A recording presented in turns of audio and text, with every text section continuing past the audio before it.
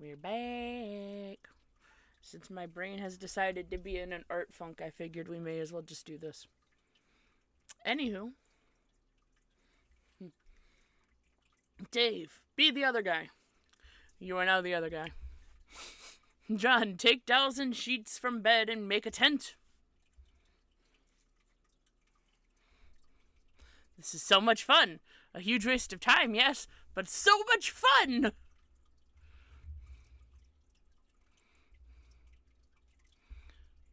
And down they go.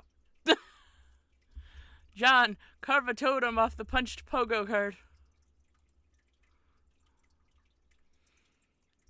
You put the punched card containing the pogo ride in the slot and carve a totem from one of the Cruxite dowels. Repeat process with the other cards and dowels. You use the card containing the code for the hammer, as well as the one with the random code you punched from the shaving cream. For the hell of it, you carve the respective totems from the cards. Do the same thing with the capture log card. You make a totem for a capture log card. Pretty bare bones looking totem, if you ask you. Collect the totems. Ding, ding, ding, ding, ding. You stow the totems in your anthium.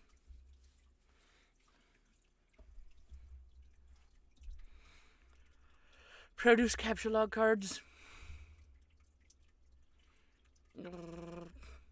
The alchemitter requires 1 unit of any type of grist to produce 1 card. You decide to use shale since it seems less generally useful than build grist as of now. You make a whole bunch of them. Whoa, did you make all these? Yes. Sweet, thanks. What did you do with all the blue wobbly vase looking things? No, wait. What? Hold up. Sweet, thanks. What did you do with all the blue wobbly vase looking things? I brought the totems out of the alchemitter to test them. I'm taking some things into my own hands to save some time. Okay. Nobody asked you. Damn it. You create a hammer at the expense of 2 units of build grist. You make a pogo ride too, -5 build grist, 1 shale. You use the totem card with the random code to create a rocket pack with some random crap stuck inside it. Looks like a cinder blocks, a violin, and a flower pot. The items have rendered the device completely inoperable.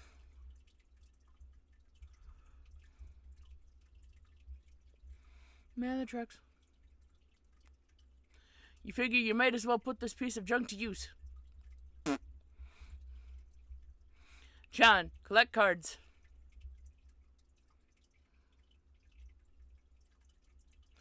Using a little strategy, first you grab Harry Anderson's Wise Guy by Mike Canary, or Cavenary, then the cards, then your ejected PDA, then the book again to flush the cards into your deck. Nice going! John, turn on detect collisions. You flip your French modi, but you find no such options. This is idiotic. Philo, philo, philo, five-o. John, read book. Be the wise guy.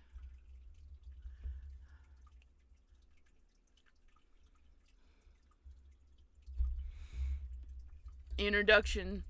Who is this wise guy? Blood loss and the Big Easy. New Orleans, 1977.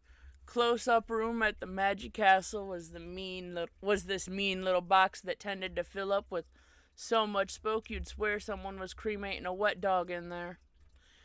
In walks Anderson. There isn't much that gets liquor to pause its journey from the table to my lips, but I'll be the bastard love child of a listless octoroon if that kid wasn't the cat that swallowed the canary in a dapper little hat.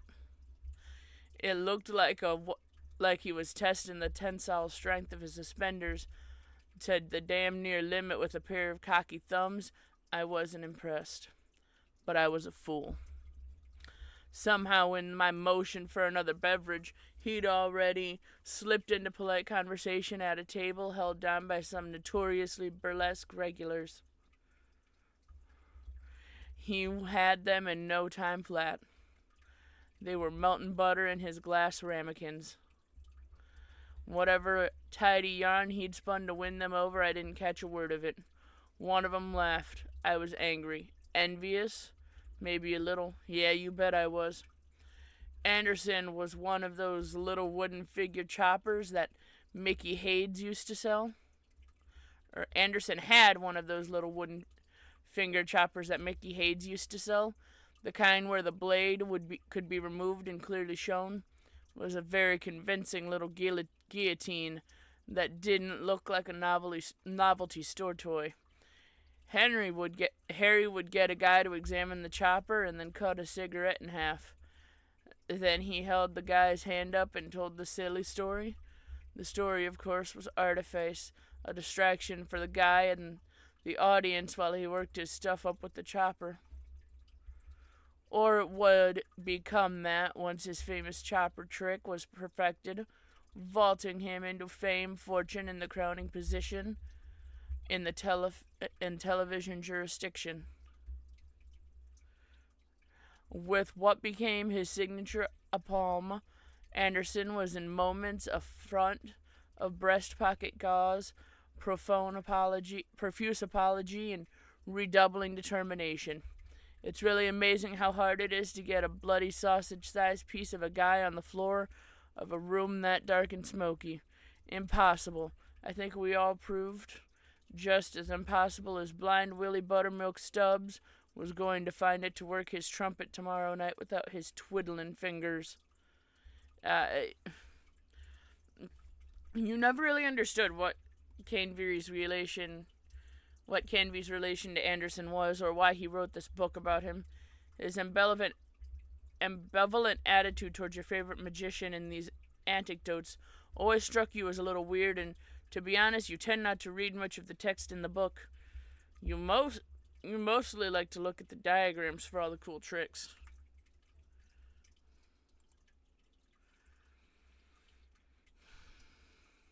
The ace in the hole, aka the a-hole trick.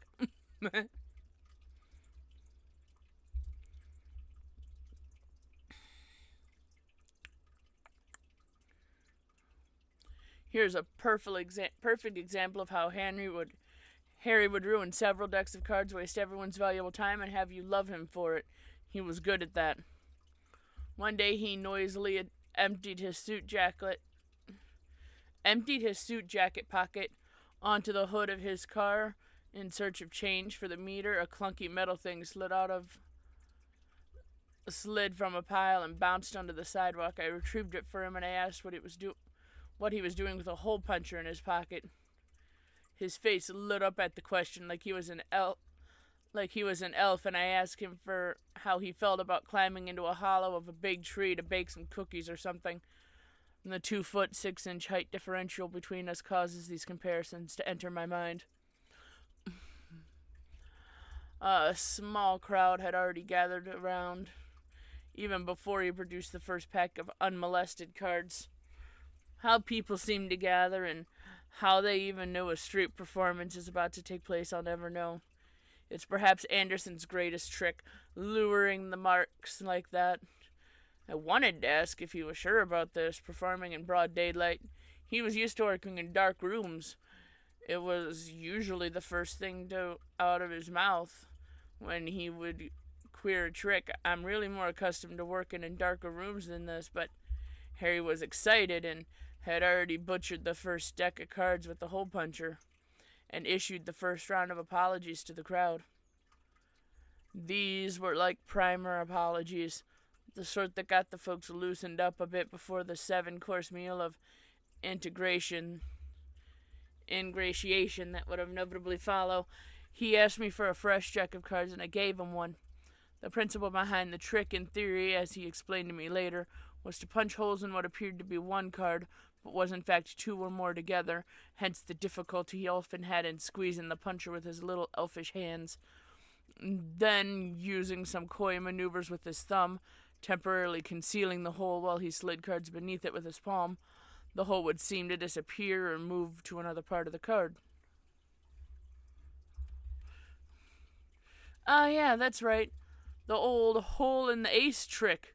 Interestingly enough, pertaining to punching holes in cards and making them disappear and stuff. Your hands were never really strong enough to make this one work all that well either, but actually, this gives you an idea.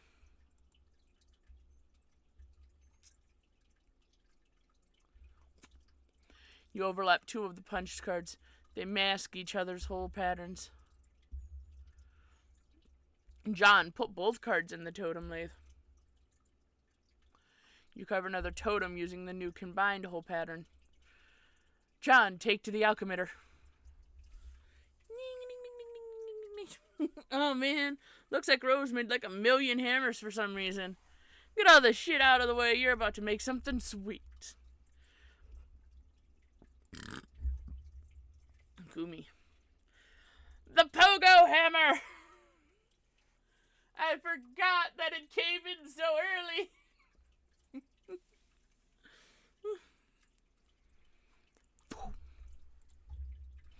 You got the pogo hammer. John, practice with new weapon. This imp is not impressed. What did you do? I combined the cards in the lathe thingy and made this. It is so sweet. Man, look at me go. I see. It was a really good idea, John. Nice work. Thanks. I got the idea from Harry Anderson. Who? You know the show Night Court? No. Oh, well, bottom line is he's awesome. That's really all there is to say on the matter. John, attack the nearest imp to test pogo hammer strength. Ding, ding, ding, ding, ding. Whoa, okay. That just happened. You get a vicious rhythmic bouncing combo. Going and easily slay the imp on one blow. You and the pogo rider catapulted sky high in the process.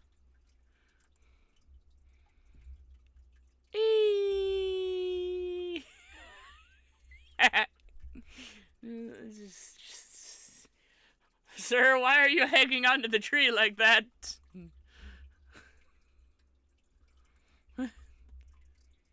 Sweet catch.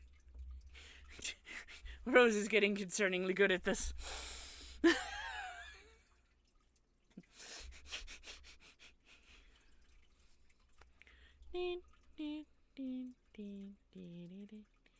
The hell is that? It's a biggin!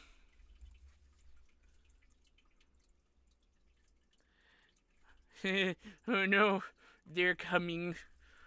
Rose, Pester John. Hey, that was pretty, nice. Sweet catch. Save. Oh yeah, that. This is pretty comfy. Why don't you just, carry the bed around with me on it? Up to the gate up there. I can't interact with you directly or anything that you are touching, if it will result in moving you. See? Oh, lame. The game probably regards that as a kind of cheating, in a way thieving you from your free will as an adventurer and the need to advance by your own skill and ingenuity. The server player is just a facilitator. Well, okay. That scurry around kind of wore me out. I think I'm gonna rest here for a bit. Rose, can you keep the imps at bay? Drop stuff on them if they sneak too close? No. You should pick up your hammer and defend yourself. What? Come on! I have no idea what the hell Dave is up to, or if he's any closer to recovering the game. There's some stuff I'd like to try in case he doesn't come through. Oh, alright. I'm just gonna rest my eyes here a second, though. John, sleep.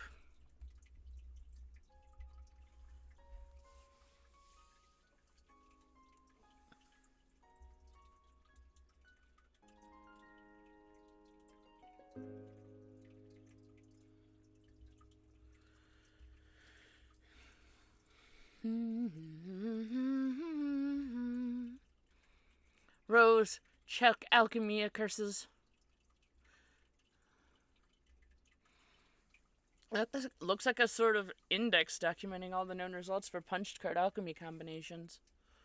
This could be a convenient resource as you start to stumble on more useful card combinations. But ever since John started punching cards, you've been contemplating other ways this item manufacturing system could be put to use. In particular, if you obtain the code for any item at your disposal, you think you could theoretically send the code to John and he could make it himself. That is, if you can think of anything that would be worth sending to him. Rose, Capture Log Spurb Server CD. You eject the disk and capture log the server CD. Rose, send John the capture code. Oh, god damn it!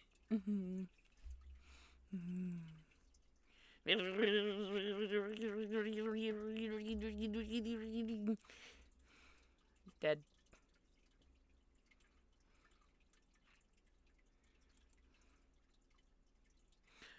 They spawn combo too! Man, you should have at least put you should have at least moved the generator to the other side of the mausoleum, so that way it was farther away from the fire. Since you have that option. Alternatively, you might have been able to capture log it, although it might not have let you. It seems like the rule generally is that you can only capture log anything that is small enough that you can easily carry. But you should have moved it to the house and then put it on the balcony, and then you could have been on the inside. I don't know. I feel like there was ways around this, and you were in your haste just doing this. But okay.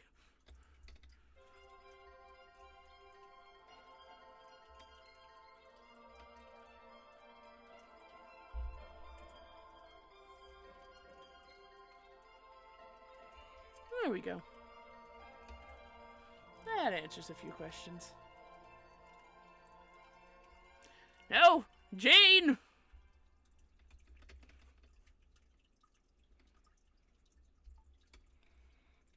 Sir, you're surrounded by imps. Sir. Hey! Whoa, there you are. How's your adventure going, John? It's okay, I'm making some progress, and Rose finally connected again, so she's helping me now. That's good! Oh, but, I think I'm actually saving the world here. I don't know what I'm actually really accomplishing, but I guess it's not that. Huh. Well, I think whatever it is, it must be pretty important. Don't lose hope, John. I think it'll all turn out the best way if you stay positive. Just keep listening to your grandmother's advice. Yeah, you're probably right, but, I don't think I mentioned Nana to you, did I? Oh, I don't know, didn't you? I don't know. Maybe you talked to Rose or Dave about it or something. Yeah, maybe that was it. They're really weird when they talk to me about you. Like, they're always trying to convince me you have some spooky powers, but I'm always like, no, she seems like a pretty regular girl to me. But then when I think back, maybe there are times when it seems like you know some things, like maybe you know more about a thing than you were telling me. I don't know. Oh, well, John, I want to explain lots of things to you. Some things I know, I'm just waiting. Waiting for what? Oh, John, I forgot I was messaging you about that meteor that fell near my house. Oh, yeah. Whatever happened with that? Oh, boy. Well, it turns out I was confused about it. Really confused. See, I guess I fell asleep for a while and lost track of time. That happens. Yeah, I know. Tell me about it. Maybe you should, wear an alarm clock or something. So what was the deal with the meteor? Well, it's hard to explain, but I know what it is now, and I know everything's gonna be okay. So what is it? Or is This another thing you're waiting to tell me. Oh gosh, John, I really want to tell you all this stuff, but I can't. I really think you need to wake up first. Huh? Well, okay, not literally. Kind of, maybe literally. Oh, stop being so confusing. Hello. Anyway, time for you and John. You to go, John. I think you have company. Hearts?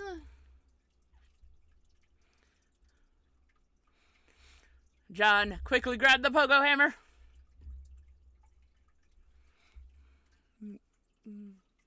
Imp is like, I'm hiding. You cannot see me.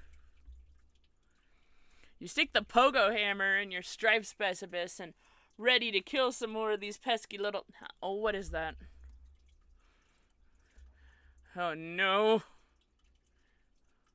Oh, no. Why does that one look like Spade Slick? Anyway. Now you're both hiding. Rose, why aren't you dropping something on that thing? Oh no. Ah! John, be the imp. You be the imp and quickly abscond the fuck out of there. This is what weaker adversaries do whenever things get too hot to handle, which is frequently. John, prepare for a boss battle. You stop being the imp because that was stupid, and scurry over to your magic chest that you suddenly remembered was on the roof. There are some things in there that would be good to stock up on for a major battle. But it looks like someone has plundered your chest. This is so outrageous. Smash. Oh no! You are being ambushed. There isn't much room to maneuver on the sloping roof. Maybe you should consider making your way to higher ground. John, abscond to the highest point of the house. You go up there. John, look down. You peek over the edge.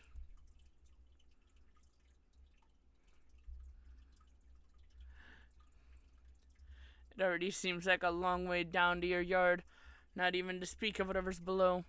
Hey, weren't your trick handcuffs dangling from that branch earlier? Damn it! Why do imps got to make off with all your sweet gear? John, turn around.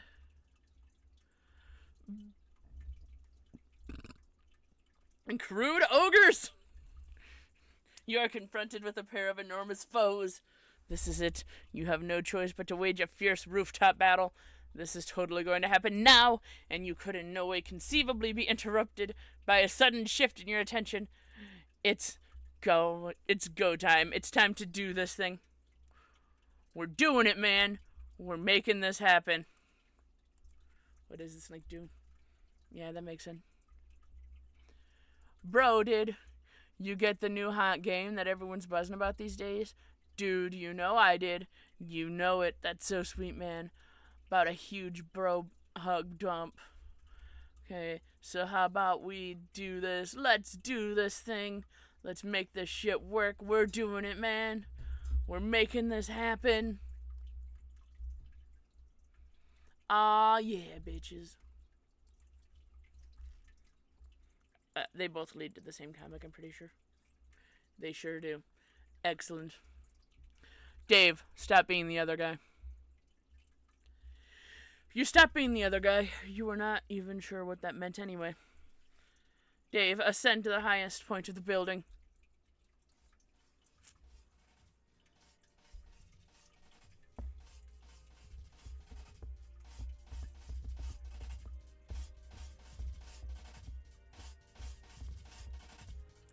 Aerobatic fucking flips.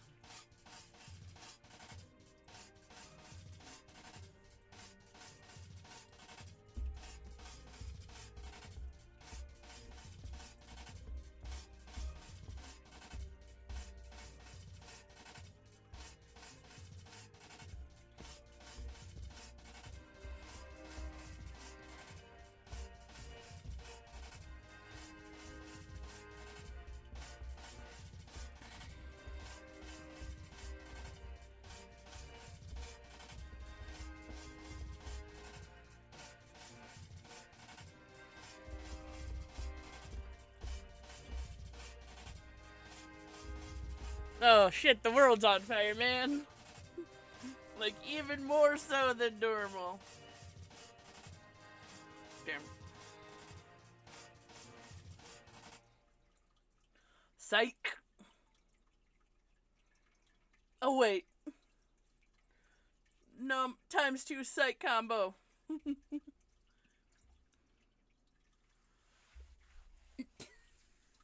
Psych! Moldy pumpkin. You are now the wayward vagabond. Retrieve. Got him already. Examine rotten pumpkin. What pumpkin? Check the little red bar.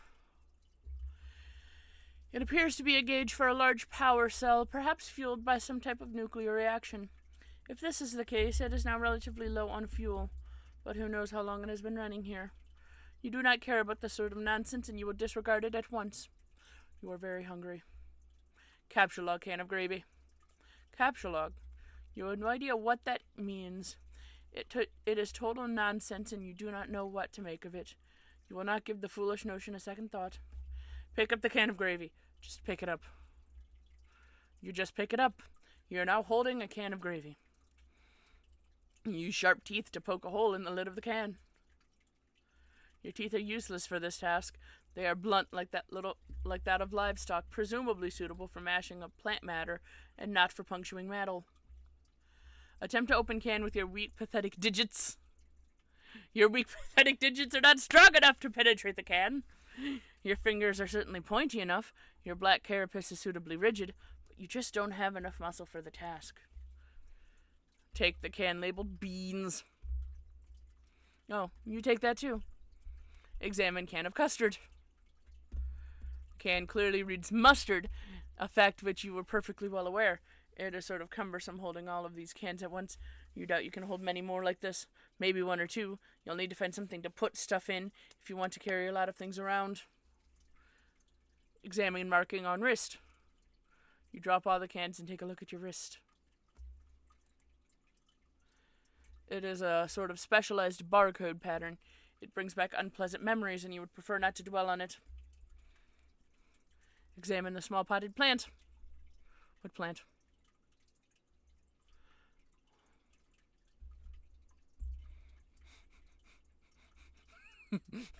Eat the plant. Check the book on human etiquette. It appears half the pages of this book have been eaten. The daunting volume is considerably lighter than it once was.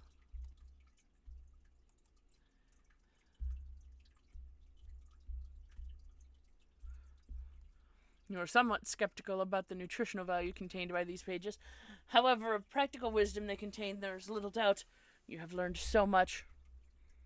Check out all the cans inside the purple machine. You empty the peculiar cabinet and take a quick inventory of your canned goods.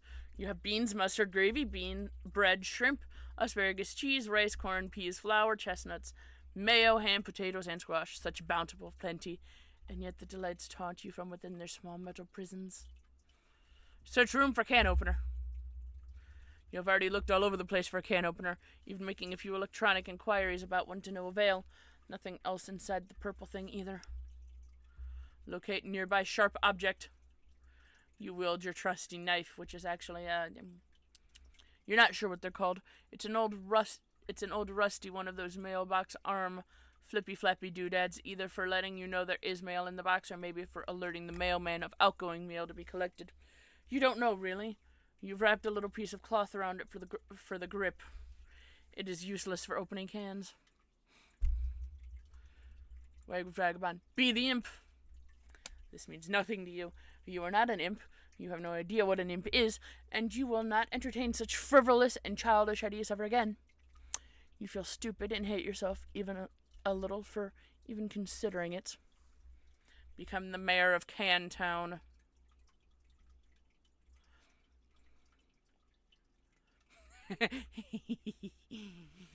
I do love the way Vagabond's antics, though. As the glorious founder and mayor of the Can Town, you erect a dignified, majestic city hall out of the cans fittingly capped off with a tome of good manners for the roof. You have given yourself a very official and important-looking mayoral sash made out of old cables to complete your look of authority. A number of rather civic-minded canned citizens gather in front of the building to offer Audeline and their fair and magnificent leader. All is well. That was a struggle, apparently, for me, but okay. You immerse yourself in this beautiful dream as you whittle away minutes or perhaps hours. You love the idea of being a mayor. You love everything about mayors and the concept of an orderly civil democracy. It all seems so mannerly and responsible and reasonable to you. Everyone is friendly and happy. The city runs like clockwork. The foundation of the government is based on mutual respect between leader and its people.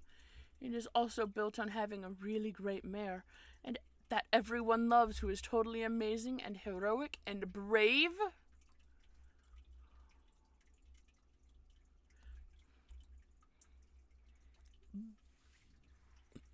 Excuse me. Mayors are so much better than kings. You hate kings and you think kings are really stupid. They are petty, bossy tyrants and are really full of themselves and are basically awful in every way. God, do you hate kings? That's ironic. Anyway, explore west of Cantown. Over here is the other side of the room. There is another one of those purple storage boxes and some useless objects scattered on the floor. Is that a lightning bug trapped in amber? Yeah. Use glowing green rock to open cans. You pick up the nugget of uranium and... Oh, that was so stupid. Why would you do that? Sir, you ate the uranium. Examine box of crayons. It's chalk, numbnuts. Inside the box there are 12 pieces of chalk in every color of the 10 pieces of chalk in most colors of the rainbow. You are excited by this.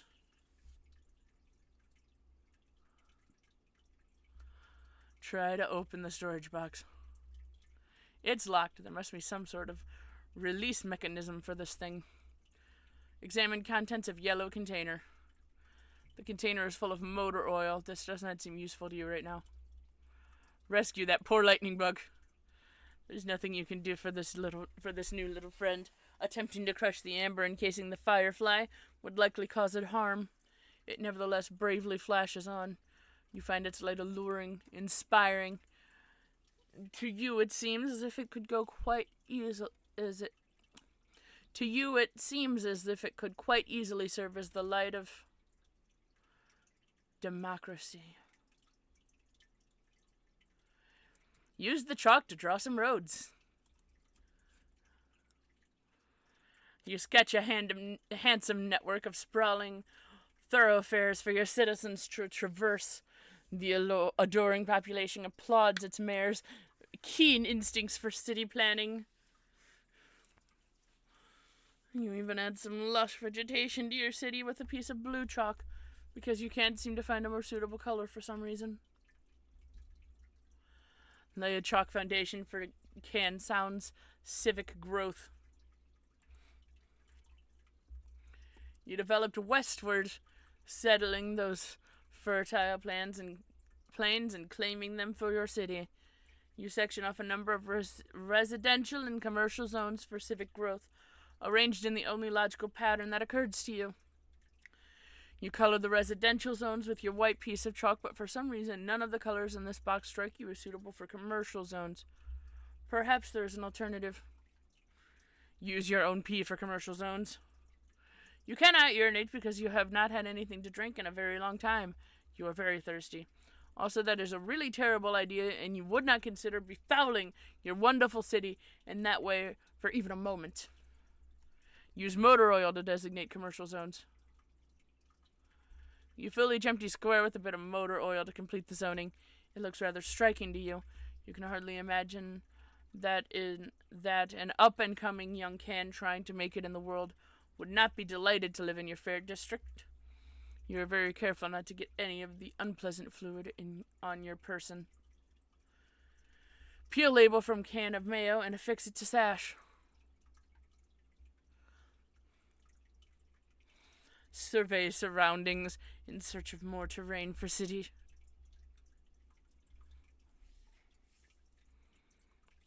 It seems you have run out of territory for your westward expansion, but there's still a lot of empty wall space.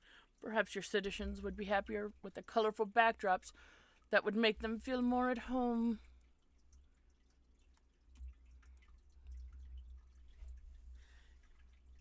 Using most of your imagination and an entire piece of sky blue chalk, you render a bright and cheerful sky out of clouds. You have decided that very closely orbiting your city is a luminous planet, about which orbits a single moon. You switch to another shade of blue and continue rendering on the western wall. Orbiting much further away from your city are 4 planets. None of these have satellites. You have decided, yes, that makes sense to you, you think?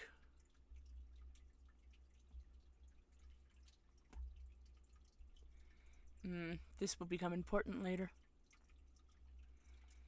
And on the southern wall be all such an impenetrable veil of darkness, occupying the furthest orbit, yet there is an ominous planet. A moon circles this one too. Check that rampaging boy on the screen.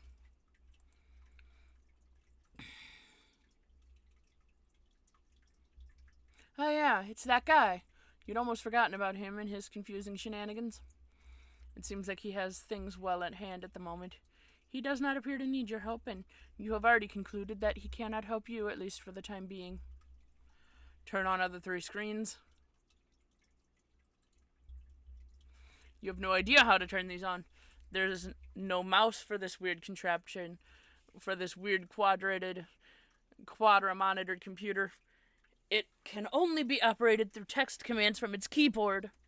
Perhaps there's a special key or command which allows you to switch another monitor on. VW, press tab.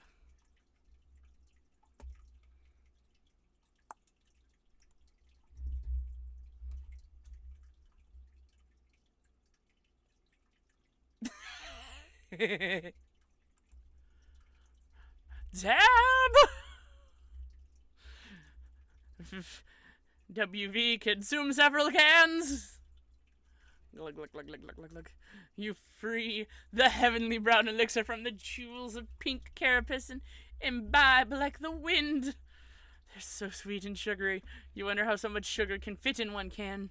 Whatever mighty wizard concocted this potion is truly deserving of your fear and respect. The tab button opened the tab drawer. Welcome the rest into the city. The tabs are naturally as loyal as are naturalized as loyal new citizens of Can Town. All cans are welcome and equal in your city, regardless of can content and whether empty or full. It's not like emptying a can kills it or anything. They are just cans after all. Hit escape.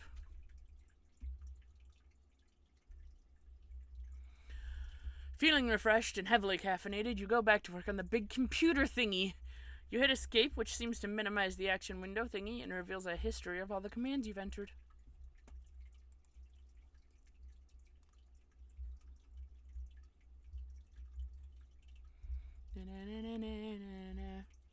You use the arrow key to scroll up a bit.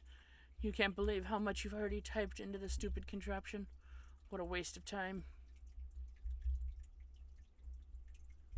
You scroll up all the way to your first command. It looks like there are more commands above it. Maybe someone has entering commands on this thing before you. There aren't many more. At the top of this list appears to be the very first command.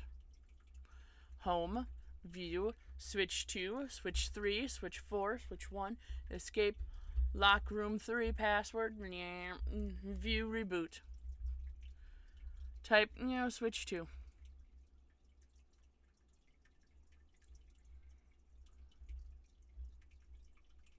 You activate screen 2. The signal is garbled and you have no idea what you're looking at. Some sort of filthy beggar pleading for help. No one's around and nothing is happening.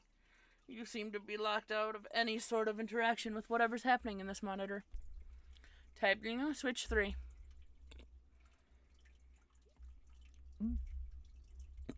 Excuse me. It's another one of those rapscallions. This monitor is locked too. You can't tell him what to do, not that you really want to, since it looks like just more confusing nonsense to you. You consider switching to screen 4, but decide against it. You have a feeling that whatever's there would just confuse you even more. And you don't really care all that much anyways. Type home. Oh, all 4 screens activate. They're displaying a countdown, starting at 4 hours and 13 minutes. Type reboot. You can't. Nothing is working anymore. The timer seems to have disabled the keyboard. Be the mayor.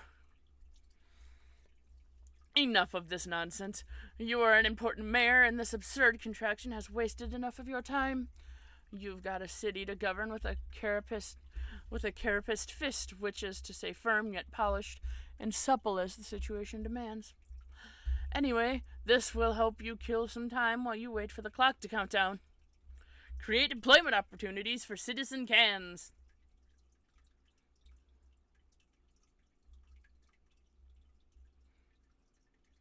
You temporarily dismantle City Hall to free up all the can power available to create a vigilant town militia. You divide them into 2 groups, marking them with distinct teams and rankings, using the piece of white chalk and motor oil. You then organize them in phalanx across the countryside, preparing for a stiff training regimen. When you are through with them, your forces will be a well-oiled machine. Chalk another one up to bold leadership.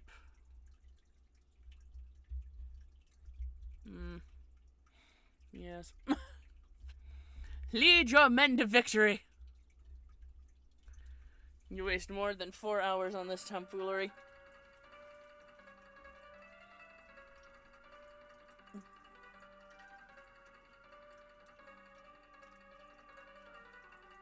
You're playing chess with yourself.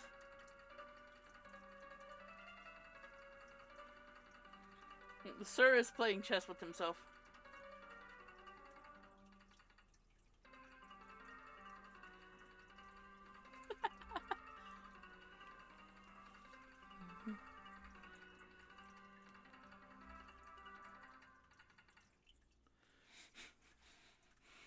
Mourn the loss of Citizen Tab. Your caffeinated jittering must have agitated all the little bubbles curiously hidden in the liquid, creating too much pressure in the can. You speculate this is why it exploded as you nervously eye the timer. You are starting to wonder what will happen when it reaches 0. Maybe it would be best not to be near this when it happens. Minutes in the future, though perhaps not as few as implied by circumstance. A peregrine merchant trundles precious cargo beneath the gleam of a celestial ominous.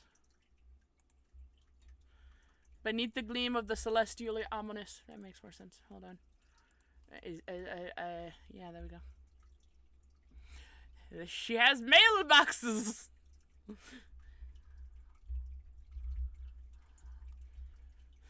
Those are important. Probably. I'm just gonna let this one be a long one. Anyway. Go outside and get some sun. You say a bittersweet goodbye to your beloved city. It is time to move on to greener pastures, by which of course you mean an arid, sandy wasteland upon which nothing green has grown in years. The door shuts behind you. A panel on the door becomes illuminated. As you ponder over the marks on the panel, you hear another mechanical sound overhead.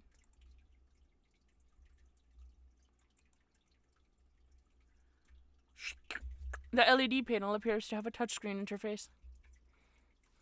Curiously prod the funny-looking spirograph.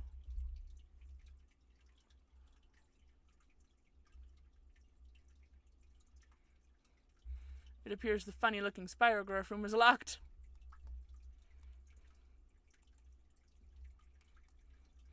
The floor rotates a full 360 degrees beneath you, while the surrounding wall seems to stay put. Select the triangle fractal.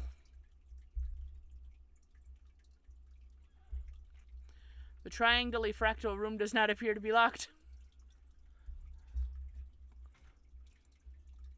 The floor turns 120 degrees, and the door opens. That seems like a good place to stop. Toodaloo!